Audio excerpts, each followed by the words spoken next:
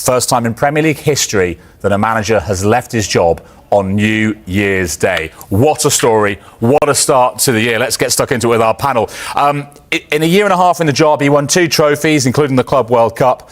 A month or so ago, they demolished Barcelona, and we were talking about them as Premier League title contenders. Clinton, let me come to you first. How on earth has it come to this, then, that he's gone?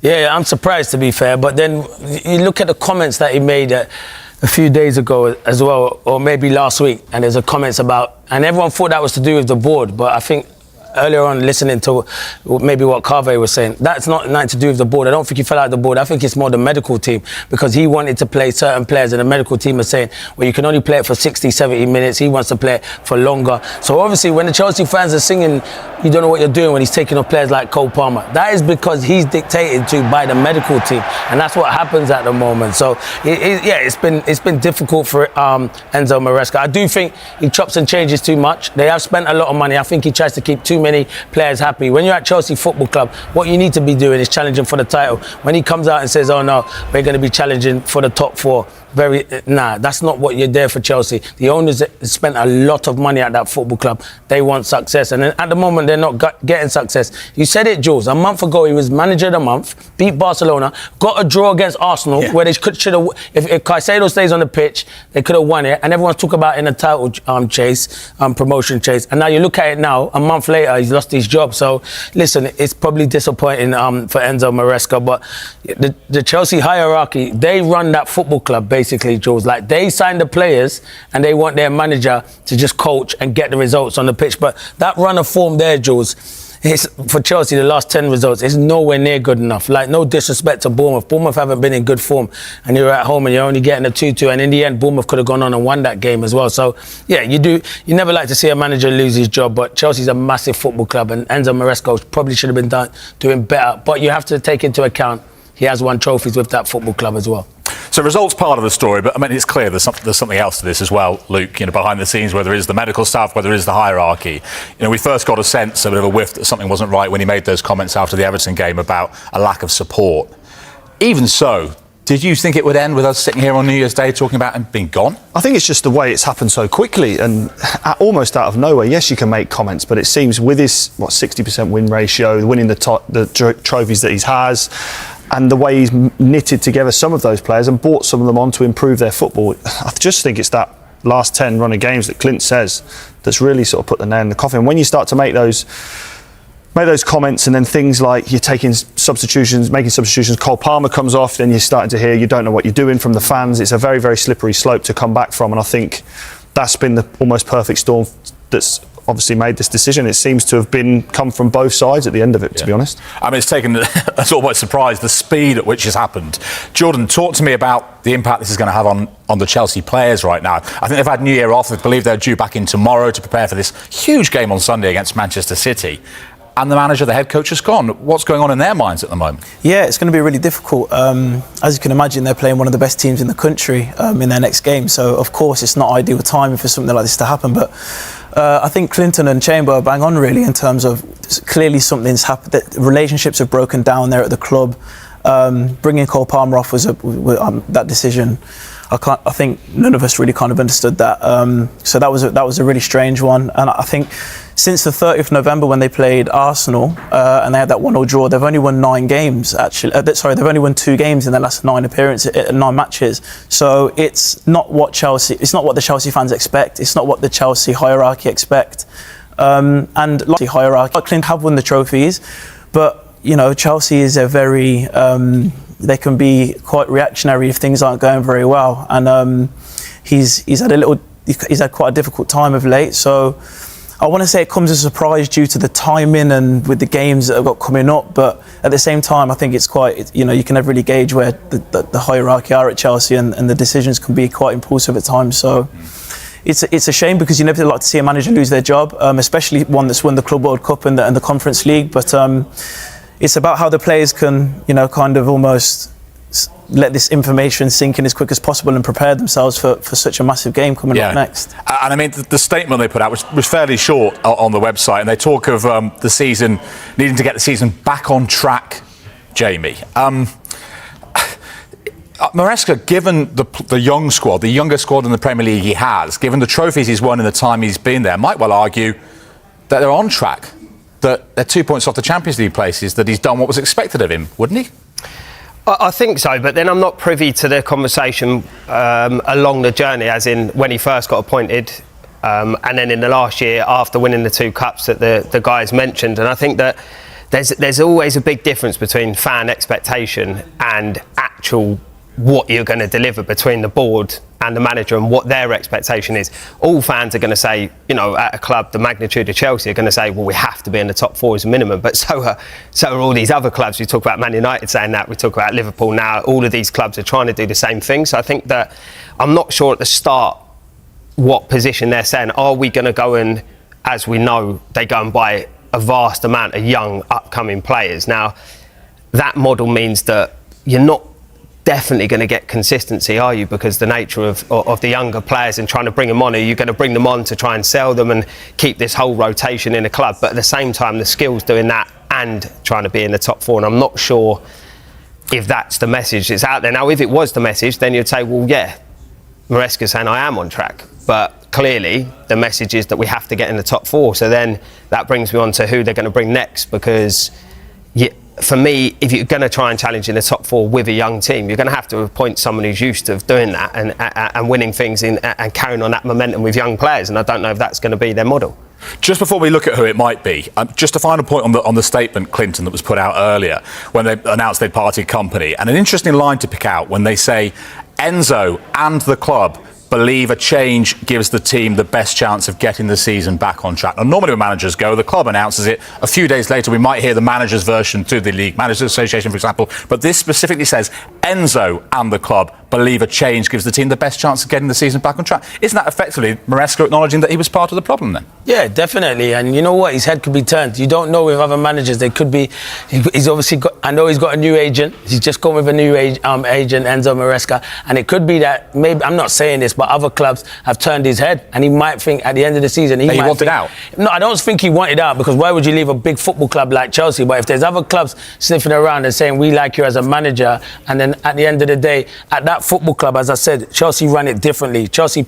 They signed all the players, and basically you coach the team and try and get the results. And maybe he wants a different challenge. And you can see Chelsea fans were not happy with him. The style of football. My friend's a season ticket holder there, and even when they were doing well, he didn't like the style of football. He said like it's too slow. And even when he was at Leicester and they got promoted, Leicester fans were disappointed with the way he was playing football, even though they got promoted. So yeah, it's never nice to see someone lose his job. He will come back and he will get a job somewhere else. But at the moment, when it says both of them, it does feel like it's come to a joint decision. Yeah, Clinton, I was actually at Stamford Bridge about 6 weeks ago when they were playing Wolves, and I think it was 0-0 at half-time in the game. And you could feel the frustration from the home crowd. And I think a lot of that was maybe to do with the style, the way they were playing, the style of play. I think he's been there a little while now, and I'm not too sure that I see a clear identity. And I think the fans probably are feeling that they were playing a side that was at the bottom of the league. They haven't won a Premier League game yet this season. And they ended up going on to win the game in the second half, which was probably expected due to Wolves' form. But I think this was probably around 6 weeks ago, and I could feel in the stadium the tension brewing. And then obviously, if there are issues between the manager and the hierarchy, then I mean, there's out of all the clubs, Chelsea's probably the one where. But do you think the players have shown that they're not playing for him?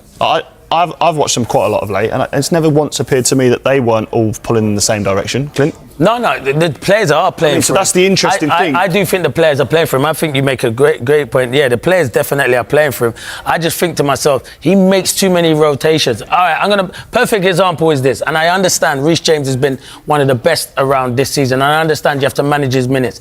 They got the draw against Arsenal, and then they go to Leeds in midweek, and they kind of kick-started Leeds' season. Leeds lost to Man City on that weekend, and then went for Chelsea and went on a fantastic run. He changed the whole, near enough, not the whole team, but the majority of the team that had a good result. And I know it was only 3 or 4 days later, but look at it now. Does Pep Guardiola do that? No, he doesn't do that. Pep doesn't do that. I know it's different because they're going for the title, but I think he made too many changes. But this isn't your usual. As we've all played the game, and we know when a manager's under pressure and the lads come off it a little bit, rightly or wrongly, we've all been in that situation. This isn't your usual everyone thought Chelsea are absolutely having one. No, they're of in course not. touch, right, of the top four. So it has to be down to something we don't. But that's why it's we're so not privy to surprising. that. It's got to be. Yeah, that's why it's so surprising, because of the wording of the statement. They don't get these statements wrong. They take the time. They know exactly what they're trying to say. And the fact that they've mentioned he's come to the agreement with them together, it really sort of shouts that something's not quite right. Obviously, why he's lost his job. And in terms of who takes over from him, Jamie, let me come back to you. Is it going to take a certain type of manager who's willing to fit into the structure and buy into the project, this young squad? Well, it has to be. Otherwise, you're gonna end up the same way. 18 months in, and he's won a couple of trophies. They're fifth, and he's getting sacked because obviously something's not right with that communication in terms of you have to play this player, you have to play that player. I'm not saying that is happening, because I don't know, but I'm saying. So does that limit their options then in terms of? Yeah, of course it does, and it has to, because you can't recruit a manager who wants to do their own thing, then sack them, and then you've got this whole merry-go-round, which we've seen before. It doesn't work. They've clearly got a plan in place, hence they're doing this now, and then they're going to appoint someone. Yeah, it does funnel down the options in terms of who you're going to get, because you're not going to get, in my opinion, an established winning type manager that we've seen before, because they're not going to have that. They don't have that. They want to do it their way, and we've seen that with all these managers before. With Mourinho, for example, he wouldn't be able to do that because he controls everything, and that's how he's had success. Now, that's why it might lend itself to, we've heard Liam Rossini already. It might lend itself to that, where people will scream straight away and say he hasn't had Huge enough developments experience. this morning concerning Enzo Maresca's future. Our chief correspondent, Kaveh Solokol, joins us on set. Good morning to you, Kaveh. So what's the latest when it comes to Maresca? Well, look, it feels like we are reaching the point of no return for Enzo Maresca and Chelsea. At the moment, there is no guarantee that he will be in charge for Chelsea's away game at Manchester City on Sunday. If you remember, after Chelsea's draw on Tuesday night against Bournemouth at home, he did not appear for the post-match news conference. That just gives you another sign that everything is not the way it should be behind the scenes at Chelsea. And relations are strained between Maresca and some key figures at Stamford Bridge. My information is that Maresca, for his part, feels like a red line has been crossed. So I feel we're getting close to that point where there could be a parting of the ways between Maresca and Chelsea by mutual agreement. Interesting to see whether he resigns or he's sacked, or we get a statement saying it's by mutual agreement. We're not 100% sure that he is going to be leaving, but that feels like the direction of travel this morning. It feels like this situation has ramped up quite rapidly. How did it get to this point? Very good question, because at the end of November, Chelsea beat Barcelona 3-0 at Stamford Bridge. They then drew 1-1 with Arsenal, played really, really well, even though they were down to 10 men for more than an hour. So everything was going really, really well at the club, but you got a sneak peek at the fact that there are problems behind the scenes when Chelsea beat Everton December the 13th. After the game, Enzo Maresca, in the middle of a news conference, suddenly says, the days leading up to this game have been the worst 48 hours of my time at the club. There are many people here who are not supporting me or the team. Now, when he was pressed on numerous occasions about what he meant by those comments, he didn't clarify them, but he seemed to stand by those comments. And I think the issue is that relations have been strained behind the scenes at Chelsea between Maresca and some key individuals. And when results have been going well, that has papered over the cracks. So everyone's just got on with it. Chelsea have been winning. They've been winning trophies. They've been qualifying for the Champions League. It hadn't mattered so much that these issues existed behind the scenes at the club. But as soon as results turned, and for the second winter in a row, Chelsea's form has really dipped during the winter, then you see all these issues coming to the surface. Yeah, they had the exact same, didn't they, last winter as well. I mean, they've got a bit of a fixture pile-up as well over the coming month. Just how pivotal, when we look at this list of fixtures, could this be for their season? It is fairly relentless. I mean, if it was just down to results, you would look at this fixture list. Chelsea have got 9 games in January in 4 different competitions. They've got some daunting away trips. Manchester City on Sunday. They have a pretty poor record against City in recent times. Crucial Champions League games as well, including a trip away at Napoli. They're playing Arsenal in the semi-final first leg of the League Cup. But I fear that it has got beyond the stage where we're going to be looking at the fixture list and thinking Enzo Maresca needs to win these games to keep his job. There's something else going on. I think now this is more to do with results. And my feeling is that Enzo Maresca feels that a red line has been crossed, which has made it very, very difficult for him to carry on as the Chelsea head coach. And for Chelsea fans watching, how do you think they'll react to this news? Because there were chants, weren't there, the other night when they drew 2-2 with Bournemouth of you don't know what you're doing. What will the response be to this news this morning that he could be on his way out? I think there'll be a mixed reaction. I think it's fair to say that some Chelsea fans have never taken Enzo Maresca to their heart. They don't like his style of football. But there are other Chelsea fans who appreciate the work he's done and the success that he's brought to the club. He was brought in to improve on what Mauricio Pochettino had achieved at the club, which was basically to stabilise the club, but to kick the club on further forward. And he did that. He got Chelsea into the Champions League. He won a European trophy. OK, it was only the Conference League. He won the Club World Cup as well. I think he just feels he deserves a little bit more respect for what he has achieved. I think he feels that he needs a little bit more support. He's got the youngest team in the Premier League. He's got the youngest squad in the Premier League. Chelsea don't go out and buy world-class players anymore. They buy young players and they give them to Enzo Maresca to develop.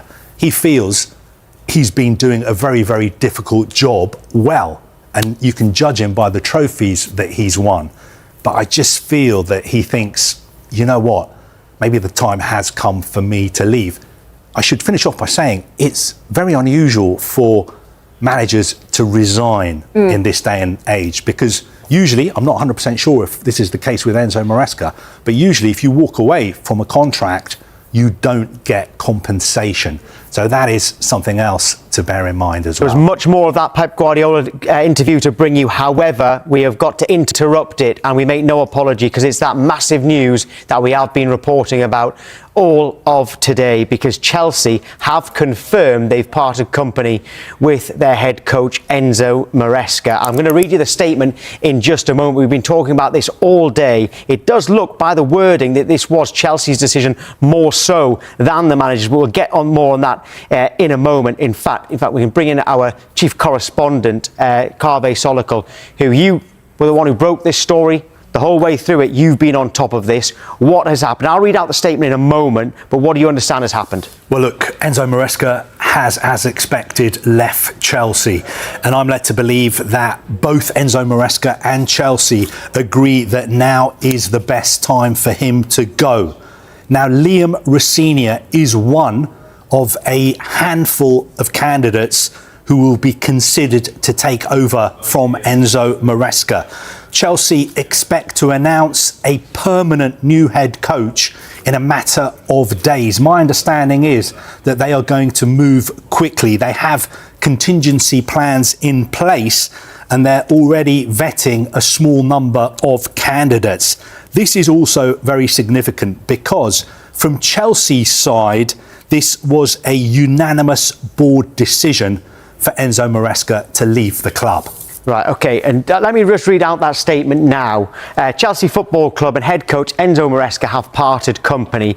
During his time at the club, Enzo led the team to success in the UEFA Conference League and the FIFA Club World Cup. Those achievements will remain an important part of the club's recent history, and we thank him for his contributions to the club, with key objectives still to play for across 4 competitions, including qualification for the Champions League football.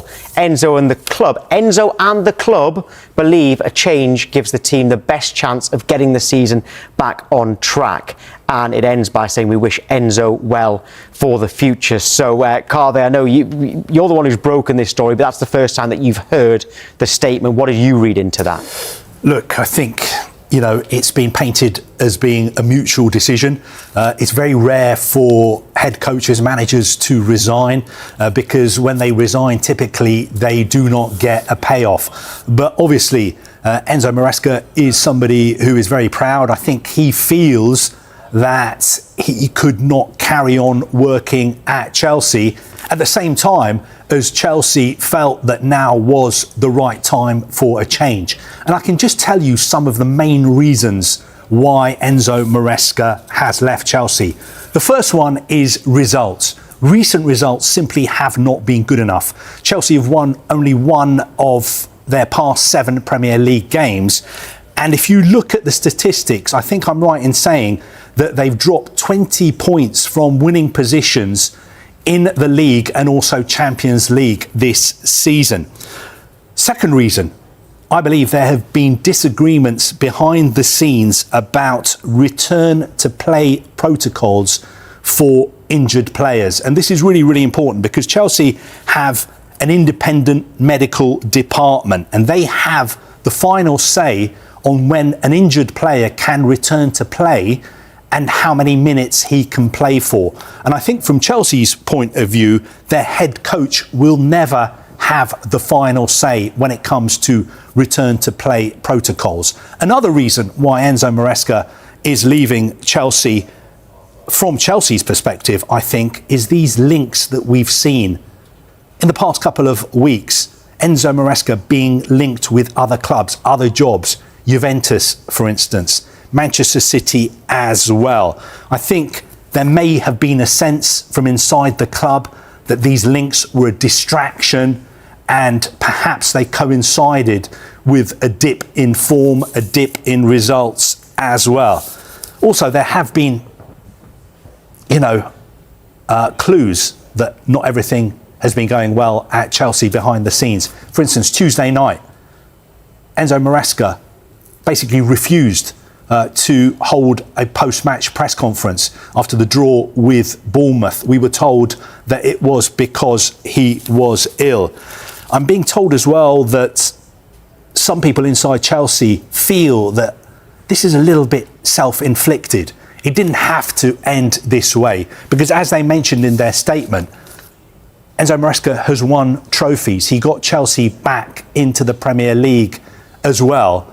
But is there a sense that he's perhaps talked himself out of a job because of some of the things that he said in news conferences, which have added to a sense of volatility at the club and been a distraction when you don't need a distraction at the club? Nobody is bigger than Chelsea. If you're a Chelsea head coach, and I'm not saying that Enzo Maresca thinks he's bigger than Chelsea, because I certainly don't think he thinks that.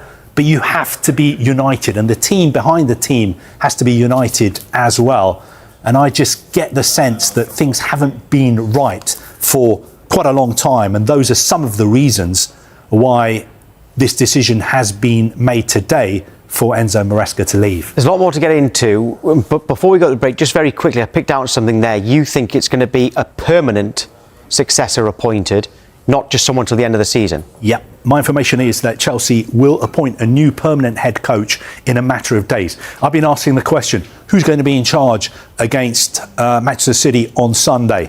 I'm being told we're not going to answer that question for the time being. But I'm also being told that this appointment is not going to take weeks. The words used in the conversations with me were, it will be a matter of days. And I was asking the question, is it going to be Liam Rosenior? Is it going to be Liam Rosenior? Everyone expects it to be Liam Rosenior. Are you worried that he doesn't have very much experience in English football? His only job has been at Hull City.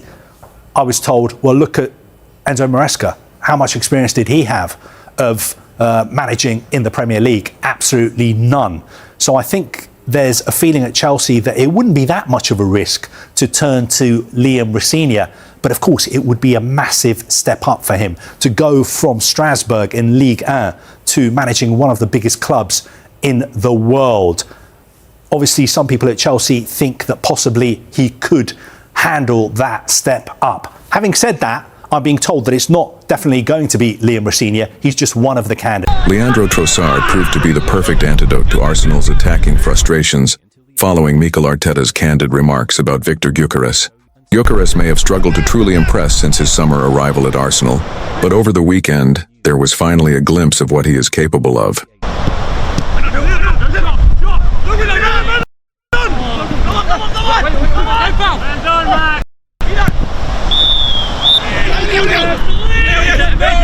More importantly, Trossard showed exactly why he could be the key to unlocking the Swedish striker's full potential during Arsenal's hard-fought 2-1 victory over Wolves at the Emirates Stadium. The 31-year-old winger injected fresh energy into Mikel Arteta's side on Saturday night and helped breathe new life into the Gunners' attack. Shortly after replacing Gabriel Martinelli in the second half, Arsenal found the breakthrough. While Trossard did not directly contribute to either the opening goal or the dramatic stoppage time winner, his influence on the game was undeniable. Trossard took control of proceedings, dictating the tempo and pulling the strings down the left flank.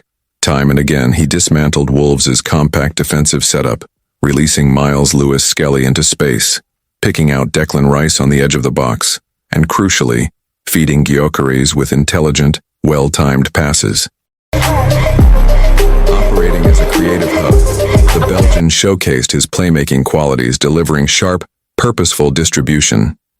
His introduction completely shifted the momentum of the match, and for the first time in weeks, Arsenal's $64 million striker briefly looked like a genuine threat. Before Trossard's arrival, Gyökeres endured a frustrating and ineffective outing in attack.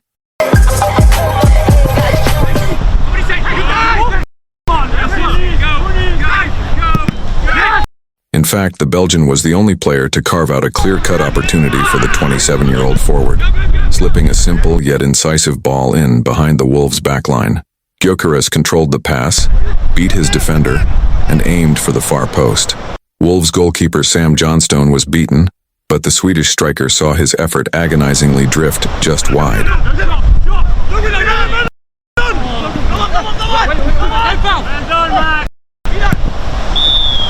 If Arteta truly wants to get the best out of Gyökeres, then granting Trossard a more prominent role in the starting 11th could be the solution. Speaking to TNT Sports after the win, the Arsenal manager openly addressed the challenges facing his marquee signing. "It's a collaboration between the two," Arteta explained. "He was in some really good positions, but the ball didn't arrive quickly enough, accurately enough, or with the precision a number 9 needs to score."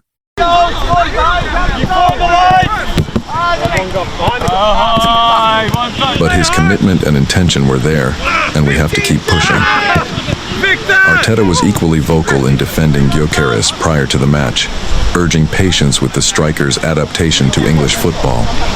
"There was huge expectation because we were signing a proven goal scorer, probably with the best statistics in Europe," Arteta said. "But he's coming into a different league, the most demanding league in the world. What happens if he doesn't score in 5 or 6 games? That was the only question I asked him. How are you going to react if you don't score in 5 or 6 matches? Can you handle that? And what about the next 100 games? That's what people need to see. The sample size is still very small, so leave him alone. Let him do what he does best. Support him, and I'm convinced things will come good." That message from Arteta resonated beyond the Emirates.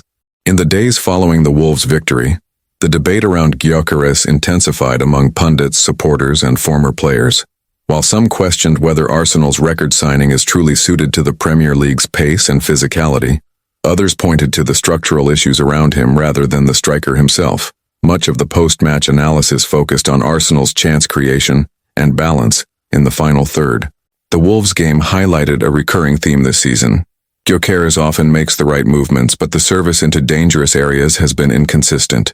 When Trossard entered the match, that problem briefly disappeared. Arsenal suddenly looked more fluid, more unpredictable, and far better equipped to supply a traditional number 9. Former players speaking on television and radio were quick to note the contrast. With Trossard drifting inside and linking play, Arsenal's attacking shape became more compact, allowing Gyökeres to stay higher up the pitch and occupy central defenders. That, in turn, created space for midfield runners like Rice and Ødegaard to arrive late in the box. It was a glimpse of an attacking formula that Arsenal have rarely sustained this season. The reaction from supporters has been equally divided. While frustration with Gyökeres' goal return remains, There is growing appreciation for his work rate, physical presence, and willingness to press from the front. Many fans now see Trossard as the missing connector, the player who can translate Gyökeres' movement into genuine scoring opportunities. Internally, Arteta faces an important decision. Persisting with a front line that isolates Gyökeres risks damaging the striker's confidence, especially with tougher fixtures on the horizon. At the same time, promoting Trossard to a regular starting role could mean reshuffling wide positions and reducing Martinelli's minutes, a bold call that would not come without consequences. Yet football at the highest level often comes down to chemistry rather than reputation. The Wolves match suggested that Arsenal's most expensive signing may not need drastic changes to his own game, but rather the right supporting cast around him. If Arteta embraces that idea, Gyökeres' slow start could soon be remembered as nothing more than a difficult adjustment period. For now, the pressure remains. Goals will ultimately define Gyökeres' Arsenal career, and patience in North London is never unlimited. But with Trossard offering clarity, creativity, and calm in possession, Arsenal may finally have found the key to unlocking their striker and turning promise into consistent production.